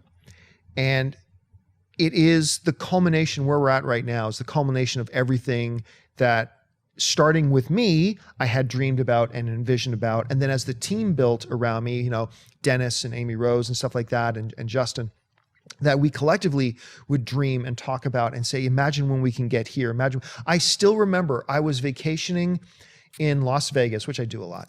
Mm-hmm. I was in Las Vegas when our YouTube channel hit 5,000 subscribers. And I was so thrilled. At the time, it was Roth Cornett was with us, who was our, kind of my right hand before Amy Rose, and Dennis. And I remember it was like 2:00 in the morning. I got back to my room in Vegas. It's like, hey, we hit 5,000. And I emailed everybody. It's like, holy crap, guys, we hit 5,000. Now we're about to hit 300,000. And it was just, and then just seeing where we've gone. We've gone from all working at home to working in a converted storage closet at AMC Burbank 16, to then going and recording at our friends over at the Stream.tv studios in Hollywood, and then ultimately phase 3 into our own studio. And it has just been an amazing thing being able to dream out something and then step by step seeing it happen with the best people around you doing it, Mm-hmm. And that's like the most incredible feeling when you get to do that, and you get to do it with incredibly talented people that you just love working with. And it has just been awesome. So it has just meant so much to me, AMC Movie News. What are the fans meant to me? The notion that we have fans is still a strange one to me. We are fans who have fans. It's still really weird. And it's like, it's a daily occurrence now. And, in Burbank or movie theaters around or wherever we go, we have people coming up to us in the streets and stopping us now. And and that's the most awesome thing in the world. I get a huge kick out of that, but it still feels really strange. Like, why the F do you want to talk to me? But where it really began to turn for me, I remember about a year ago, we got this, we started getting these emails from people saying, I was in the hospital last year and I was in there for like 2 weeks, and listening to AMC Movie Talk every day helped get me through that. And that was awesome. And we started getting emails like that. It's like, and I remember Dennis and I were talking, it's like, this, we're just talking movies and having fun and everybody online, but this is actually, to some people, this is important too, And then I remember it was about a year ago. Do you guys remember this? We got that email from the guy who had the superhero daughter. Right. He had the little girl who was going through chemo. She had cancer and she was going through treatment, and she had her beautiful little shaved head. And her dad sent us this picture of her and her sisters. And the email talked about, I'm going to hold this together. The email talked about, what listening to our show, and it's something that he did with his daughter, and they would watch our show, and just about what our show meant to him and his family, helping them get through this stuff. And I just remember I went home and I cried. Not because, partially because I was just brokenhearted that this beautiful angel of a little girl was sick, but also the notion that this incredible family allowed us the privilege of being a part of their lives. That was insane. And we started getting more messages like that. And then a couple of weeks ago, I got this one email from this guy, and I told you guys the story in our staff meeting, and I nearly totally broke down.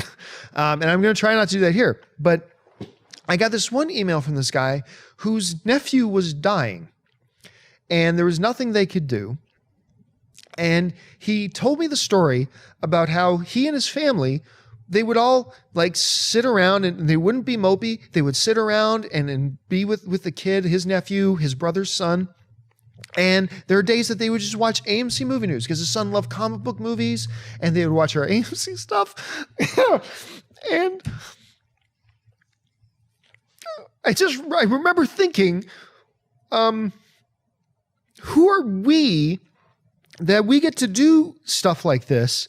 And you guys would let us have the privilege of being a part of your lives during stuff like that. And it has been these types of experiences for me that we've had people who have allowed us to be a part of their days, have allowed us to be a part of life experiences they're going through, who are collectively with us being fans of the movies, and we get to share that together and that excitement and that joy. And yet at the same time, they let us be a part of their turmoil and their trouble at the same time. And I still don't know what to do with that, to be honest. I still don't know how to process that. I still don't know how to talk about it. But when you ask me the question, what do the fans of AMC and what we've done here mean to me? I don't even know how to say it. I just don't. I don't know how to say it. Except to say, I mean, I'm floored, but that doesn't even begin to cover it. What you guys have meant to me personally, and I know I speak for everybody on our team, what you guys have meant to us and me as we've gone down this journey together of just talking movies, but then getting to share each other's experiences has been incredible and life-changing and something I will never forget. Oh my gosh. We're not supposed to get upset. You're still here for a couple more That's weeks, right. okay? Damn it. All right, I'm going to hold this together for one last question. Andre Fernando Lee writes, what are your favorite memories? Hopefully, oh my gosh, I can hold it together some more. What are your favorite memories at doing AMC Movie News? These are all be good things. Okay. I think there's a bunch of really cool things we've got to do here. And I mean, I really can't emphasize it enough that, you know, my philosophy on building teams is putting people around you that you trust. And it just meant the world to me when I was able to convince Dennis Zen to come on. I just don't think there's a finer mind in the business in this city. And I was just so thrilled when he came on. And that was a big early win. I remember when AMC said they were going to let us turn a converted storage closet into an actual little studio. You guys remember that? We had the white glass table and the red and black curtains behind us. We still have that space. That was like such a momentous occasion for us. I still remember when we threw our first AMC party at Comic-Con.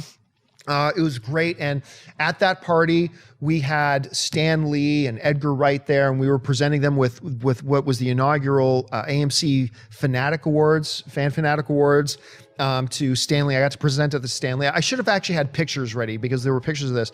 And that was just an incredible night. Our first junkets that we got to go and cover was a really big thing. And a couple other ones that really stand out to me. The 100 million view party was so much fun. Oh, yeah. And that was just like 5 months ago. When we hit 100 million 100 million views of our YouTube channel, and we had that party. And I remember still thinking the night of the party, I didn't know if anybody was going to come. And then Ray and we had a car pick us up, and it's driving us into Hollywood to the Stream.TV studios where we had the party. And we saw a big crowd of people, our friends, like, oh, I wonder what's going on over there. And then when we realized as we got closer, it was people lined up down the streets and around the building and stuff like that for the AMC 100 million view party.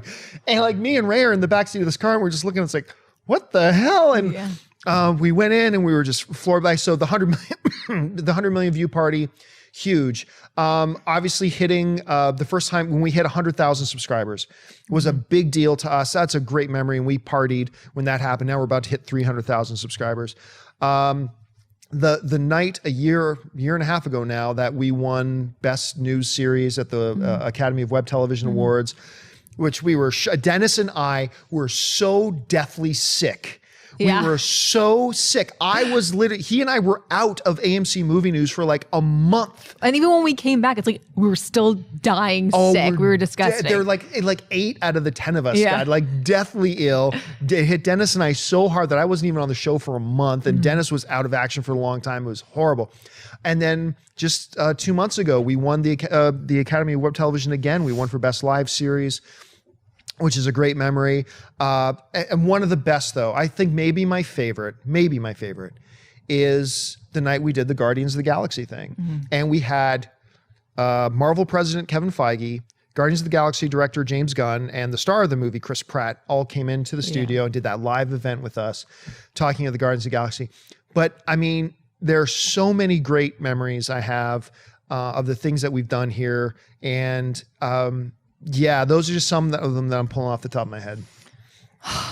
What's your favorite memory of stuff that we've done here at AMC since you've been here? Oh my gosh. Well, of course, the 100 million views party. I had so much fun that night. All of you guys that showed up were so freaking awesome. You were so drunk. No, I was not. I'm totally no, kidding. I was I'm not. Totally lying. I have a good time, sans alcohol. All right. That was really, really fun. I think one of my standout memories, mostly because it was horrifically embarrassing, was my very first day where I came into audition for you. And there was this lovely girl sitting outside, and she was like, "Oh, are you here for the audition?" And I was like, "Yeah, I'm here for the audition." And we start talking because you were taking a little bit of time. And I'm going on and telling her about how I just got back from Las Vegas celebrating my friend's 21st birthday. And I was just getting wasted, and I was like falling all over the place. I was like, I don't even know if I'm hungover right now. And then you come and I go audition for you. And the next morning when I came in for like a test run, I get this email. And it's a picture of the girl that I was talking to. And she's like, "Just wishing you some good luck, girl. Like, sending good vibes your way." Signed, Amy Rose Eisenbach. I wanted to go crawl into a hole. But yeah, there have been like so many good memories here. That will do it for this installment of AMC Mailbag. I would be remiss if I didn't mention that this is my last episode of AMC Movie Talk. I don't want to go on too much about it here, but Anne's here. Anne, can I get you to come over here? Anne came to support me to be here for our last show. But don't tell anybody. The people at Hasbro think she's working. Yeah. I saw her working on some stuff. Hasbro it's all top thinks Anne secret. is working on the new Star Wars line. Anyway, I wanted to thank. I just want to say thank you to AMC, and in particular, a couple guys over there in leadership at AMC, starting with Steven, who's the CMO there, has always been very supportive of us. Our vice president, Brent, who I was able to develop a really good relationship with. We got Shane over there, who's the director of our whole department. Justin Gardner is no longer with AMC, but the guy who originally recruited me to come to AMC was a partner of ours for a very, very long time. Obviously, I work with the best team of people in the world in this business. I have no false humility about this. I have no anything. This group of people is the best in the world in what we do in this space. And I'm honored every day to work with them with the support of an incredibly supportive spouse who lets me kind of just, do all these ridiculous things that a 5-year-old would do. I have an incredible team, an incredible group of people, and we have the most incredible viewers and fans. You guys have been so supportive and so great, and I appreciate it so much. I have, actually, probably in about an hour, I'm signing the new contract for my new endeavor. I will let you know what that is, probably in the next 2 or 3 days, but you can watch for me there. So, yeah, I just want to say thank you to all of you guys in the room, to you guys at the table, to you, the most amazing woman in the world. Thank you guys so much. And that being said, don't forget, guys, lots of great films playing at AMC Theaters right now. Head on over to www.amctheaters.com for all of your theater showtime and movie ticket information. If you want an audio-only version of this episode, look in the description of this video and you'll find a link to our podcast feed. And of course, don't forget to subscribe to this YouTube channel. I want to thank the guys sitting at the table with me. First of all, the birthday boy, soon to be heavily intoxicated, Mr. Dennis Zen. Dennis, where can people find you online? Well, first I want to say thanks and say that we appreciate all the hard work you've done for AMC Movie News, and it's been a pleasure working with you, and I'm sure in the future we'll work together again. 7 years you and I have been working together on various things. And of course, over here, getting ready to get on a plane, hopefully with a really mentally sound, happy with his life air traffic controller at the helm, Mr. Please. John Schnepp. Where can people find you online? To all you people who are air traffic controllers, you can find me at John Schnepp and at TDOSLWH on Twitter and Instagram. And you can check out my film, The Death of Superman Lives, What Happened, going to www.tdoslwh.com. Sorry, it's a TDOSLWH. QM74. TDOSLWH.com, and you can pre-order the movie. It comes out July 9th. I'll be at San Diego Comic-Con, but this weekend I'll be in Florida, in Miami at the SuperCon, so come say hi. And John, it's been a pleasure working with you. Thank you so much for having me be a part of this amazing show. I love coming and doing this and doing the news with you guys. I'm sure we'll be hanging out in the future very soon, and that's all I've got to say about that. And of course, our lovely host today, Miss Sinead DeFries. Sinead, where can people find you online? I'm on all social media and YouTube at Sinead DeFries and at thatsosinead.com. And I just want to say it's been like literally 1 exact year since I got my very first ever hosting job on the Pretty Little Liars after show that Campea hired me on. So he is the only one that has ever hired me for anything. I got 3 shows under him now. So thank you so much. You've always believed in me, and I can't wait to work with you again. Sure. And I still do. And you are going to be one of these days. The rest of us are going to be like, I remember when we worked with Sinead DeFries when nobody knew who she was. And of course, you guys can follow me on my social media here. Follow me on Facebook and on Twitter, Instagram, YouTube, whatever. Follow me at John Campea, and I'll keep you guys up to date with what's going on with me. So for AMC Movie News, folks, for my last time, thank you so much for joining us. And until Dennis does it next time, bye-bye. Brand new Batman vs. Superman trailer has just dropped from Comic-Con. Hopefully by now you have seen it. I will have a link to it in the description below if you have not seen it yet. I have just watched it. Yeah! Holy that trailer's awesome. I'm going to tone it down. I'm going to bring it down. Look, I loved the first Batman vs. Superman trailer because I saw elements in there. I'm one of those people, and I know there's not a lot of us, who read the comic series of Injustice Gods Among Us. And if you did, then you saw that first trailer was a beautiful amalgamation of The Dark Knight Returns with Injustice Gods Among Us, kind of bled into one. And I thought it was a very, very, very good trailer. I loved it. Not everybody did, and I get it. That's fine. Personally, I loved it. But this trailer, I can't imagine what excuses people are going to come up with to say why they didn't like this trailer. Everything is subjective, totally is. I'm just saying the way my mind is spinning right now, the way they set up the anger and the rage of Bruce Wayne, what he saw in just this little 3.5-minute trailer, him watching his people die and him watching his building coming down, why he sees Superman as such a threat that he feels he needs to stop, why Superman maybe sees Batman as being a villain or a bad guy. Yeah, the way they introduce Lex Luthor, holy crap, when they open up the body bag and you see Zod. So you know the DNA of Zod is going to come into play here. They showed a shot of Wonder Woman, so clearly she's going to have a role to play in this. All I know is that this trailer set up story, it set up character, and showed incredible action. Now remember, let's take a deep breath. It's just a trailer. The movie could still suck. So before you start saying that to me, yeah, John, well, other trailers are great. Yeah, absolutely. I totally agree with you. Absolutely. This movie may end up sucking. But today, we are just talking about the trailer. And this trailer kicks copious amounts of the whole way even that whole like Senate hearing thing where they set up, it reminded me a little bit of that Iron Man movie where the Senate wanted to talk to Tony Stark and maybe hold him responsible for the technologies out there and blah, blah. That's fine. This looks like it steals all of that thunder and does it way better. I think there are so many different layers of things they can do here, and this trailer just set it up. Now, granted, I just saw the trailer. I got goosebumps on my arm, and I'm still really psyched and pumped and going a little crazy. This is completely unprofessional, but I don't care. Trailer again, sorry, is amazing. I cannot wait to see this movie. I'm going to go back, watch the trailer about 20 or 30 more times. Guys, I want to know what you think. Jump into the description or jump into the comment section of this video. Please let me know your thoughts. What did you see in there that maybe worried you? Because right now I'm just so overwhelmed by how awesome I thought it was that I maybe need to watch it a few more times to see maybe things that worry me about it. But right now I don't recognize any, so I got to watch it more. But did you see elements in the trailer that maybe left you feeling a little bit worried? What parts did you really, really love? Let me know your thoughts in the description below. So that'll do it for me, guys, for Collider Video. Thanks for joining me, and let's together get really excited about Batman vs. Superman. The report also claims that the budget of the new film will be $150 million. John, buyers sell this news coming from the upcoming Gambit movie. Okay, first of all, I also got to ask, Ray, did you make that Gambit face too?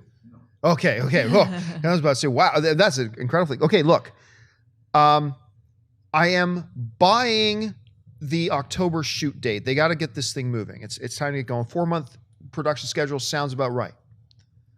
Why does this movie need $150 million? Look, I'm sorry to go off on a tangent because we're supposed to be talking, but this is mind-blowing. This is stupid. You know, a lot of us film fans, we're often asking, why are movie tickets now today $10 or $9.50 or $11 when they used to be $4 and $5? Want to know why? Because these freaking studios don't know how to spend money. They're spending, every movie now seems you got to start at $100 million and you go up.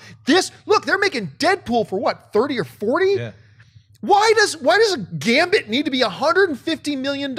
You want to know why ticket prices is going up? It's because these studios keeps throwing more and more and more money that they don't need to. Look at District 9. Look at Deadpool. Look at the first couple of Hellboy films. You don't need to spend north of $90 million to make a visually beautiful, action-packed, enjoyable, fun film. Why? Why does this, is Channing, who's also happens to be a producer on this, for all I know, he has nothing to do with this, but what is he demanding, like a $30 million payday? Not worth it. So I sell the budget. I can't wait for the movie. But why does a Gambit movie have to be $150 million? Anyway, I sell. The story claims that an individual close to the project said that Tatum's reps are still in active discussions with the studio, but have acknowledged that something is up. The situation is a confusing one, considering that just a few weeks ago, Tatum was at the San Diego Comic-Con promoting the upcoming project for Fox. John, do you believe this story? And if so, what do you think will come of it? Okay, well, before anything else, and you knew I had to talk about this today, I first found out about this story yesterday because of several even really good, like normally very, very solid websites ran the headline that I saw, Channing Tatum exits Gambit. And there's another reputable, Channing Tatum leaves Gambit. And everybody's tweeting me, did you hear that Channing Tatum left Gambit? And all these sites are quoting The Wrap. And The Wrap is saying that Channing Tatum has left. Well, then I went and read the article at The Wrap. And it said no such thing. It said that things are in trouble. He may leave. They're in active negotiations. They're talking through it. They're trying to work things out. So for everybody who's tweeting me, asking me, hey, is it true that Channing Tatum has left Gambit? No, it's not true. He has not left Gambit. But apparently, something is up, though. And it does raise the question of what the hell happened? Because this was a done deal. He was at Comic-Con. He's been posing for pictures of, hey, everybody, I'm Gambit. Look at me eating gumbo, you know, all that kind of stuff. And everything seemed totally solid. I mean, something went down. Now, obviously, what happened here is obvious. The Fox studio executives yesterday were watching Collider Movie Talk. Yeah. And they heard us talking. We were questioning the $150 million budget. And they went, you know what? Schnepp and Campea got a point. And then they called, Tatum up and said, we're going to cut you back down to some Magic Mike level numbers here. That's right. And now he's mad. He flipped the table. Things got weird. Photos were taken. Chat roulette got loaded up. I don't know what was going on. That's the issue. He can't stop dancing on set. It's like, we need you to stop stripping. Gambit needs that trench coat, Channing. Okay, you got to keep that thing on. So, I mean, honestly, I don't know. Something, though, went down because when it says they're negotiating, this isn't the basic contract negotiations because those were done. Mm-hmm. Something has happened behind the screen. And we have no idea what it is. Whether it was a Fox executive going, you know, we need to rethink this $150 million budget thing, or whether it was something totally different, whether it was a casting decision that Channing didn't like, because Channing and his production partner are also on as producers of the film, whether they want to take him off as a producer to still start. I mean, I don't know. There's 1,000 different possibilities. We don't know what it is. Ultimately, and I'm just taking a shot in the dark here, I don't think this is going to turn out to be anything. I do think at the end of the day, Channing Tatum is going to be our Gambit. And I have no problem with that. You know, I've been a very critical guy of Channing Tatum as an actor for many, many years. But in the last couple of years, he's finally started to find his groove. He's improved. He's learned over the years. And now comedically, he's great. And he's actually become quite serviceable dramatically. And now you put him on the Gambit. I think he could work. Is he my first choice? No. But ultimately, I do think he's going to be our Gambit. But obviously, something big's going on behind the scenes. John Byers said that we will eventually get a Hellboy 3. I sell it. I sell the idea that it's ever going to happen. And honestly, I love Guillermo del Toro. Man, I love this guy. But it was only about 8 months ago that in another interview asked about possible Hellboy 3, he said it would minimum cost $200 million to make. Now he's got an interview saying somewhere along the lines he chopped $80 million out of that and said it's $100. I want to ask this question. Why does it have to be $120 million? Why does it have to be that expensive? Like the last Hellboy movie total worldwide made $160 million. That means you're going to lose a huge chunk of money if you make a movie right now for $120. And here's the other question. The last Hellboy movie, which had a lot of special effects and a lot of weird, wacky, awesome things going on, he made that for $85 million. Inflation is not that steep. Why does this one have to be 20? I keep going back to this one. District 9, with tons of amazing visual effects, CG aliens, all that kind of stuff, $30 million. There is a problem in Hollywood today, and that problem is rampant overspending. There is far too much money being spent on producing these movies these days when other movies come out and prove they don't need to spend that much. And then people ask, why are movie tickets so expensive? Because the bleeping studios and filmmakers insist on, oh no, this movie's going to cost $200 million to make. And now we can't just charge $7 for a ticket. Now we got to charge $9 for a ticket. You know, I just don't get it. And the filmmaker like Guillermo del Toro, who has a background in indie filmmaking, right? Who has a background in budget filmmaking. Why does a Hellboy 3, when the first Hellboy I think cost like $55 million to make, the second one costs $85, why does Hellboy 3 need to be $120 million? When District 9 costs $30, why does it have to cost that much? If really the big roadblock right now, because apparently Ron Perlman wants to do it, right. Guillermo says he wants to do it, you know, there are fans out there who want it. If the big roadblock is budget, then come up with a movie that you can shoot for a reasonable price. Hellboy is awesome because of Hellboy. Right. Just give us Hellboy. I'm a little verklempt by it, but I don't think he's really all that interested. I think he says he's interested, but I don't really think he is. So I don't think it's ever going to happen. And I'm totally convinced that somewhere in the halls of Fox Studios is a giant plaque on a wall as you're walking through the hollowed halls of Fox Studios, where so many great, legendary, iconic films were brain trusted and brought together, and you look around at these iconic posters and movie memorabilia, that somewhere is a giant 12-foot plaque on the wall, inscribed in great detail, almost Japanese calligraphy kind of font, and it very elegantly says, continuity, schmontinuity. Continuity, schmontinuity. I'm pretty sure that's the mantra over at Fox. Fox has demonstrated when it comes to the X-Men franchise over and over and over again. Continuity, schmontinuity. They don't care. And you know what? To be fair,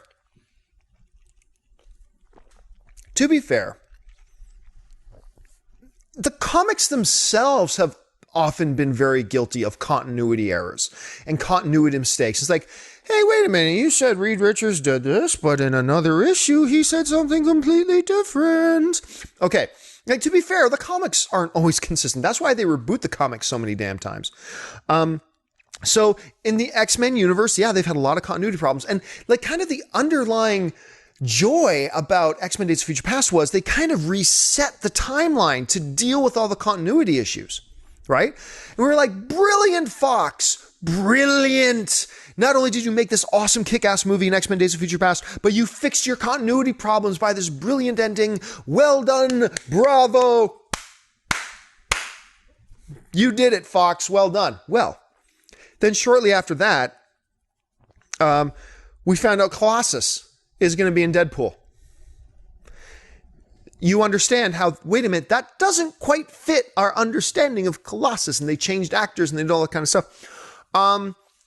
which goes to show that I believe in the hallowed halls of Fox Studios, that Japanese calligraphy plaque still hangs. Continuity, schmontinuity.